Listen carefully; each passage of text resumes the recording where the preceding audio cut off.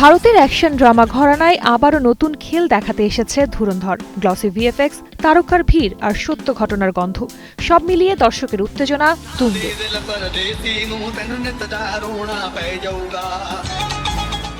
কিন্তু বিতর্ক শুরু হয়েছে অক্ষয় খান্নার চরিত্র রেহমান ডাকাতকে ঘিরে। অনেকেই বলছেন এটি নাকি পাকিস্তানের কুখ্যাত অপরাধী সর্দার আব্দুল রেহমান বালুচকে অবলম্বন করে তৈরি।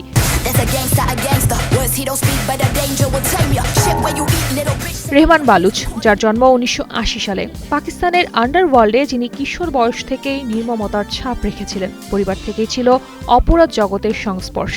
বাবাদের মাদক জগতের ইতিহাস টেনে তিনি নেমে পড়েছিলেন খুন, মাদক, অপহরণ আর এলাকা দখলের মতো অপরাধে। টানা তৃতীয়বার অর্জন করেছে দেশের সেরা সুপার ব্র্যান্ড স্বীকৃতি বসুন্ধরা টিস্যু।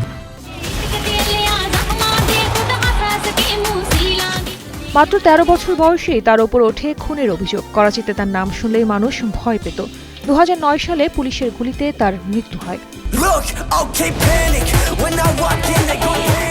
বলিউডে বরাবরই আইন শৃঙ্খলা বাহিনীকে নায়কোচিতভাবে দেখানোর ইতিহাস রয়েছে। পাকিস্তানি সংবাদ মাধ্যম বলছে, করাচির গ্যাং সংঘাত মূলত স্থানীয় সামাজিক বৈষম্য আর রাজনৈতিক অবহেলার ফল। রেহমান কোনো আন্তর্জাতিক ষড়যন্ত্রের অংশ ছিল না, যেমনটা নাকি ছবিতে দেখানো হয়েছে।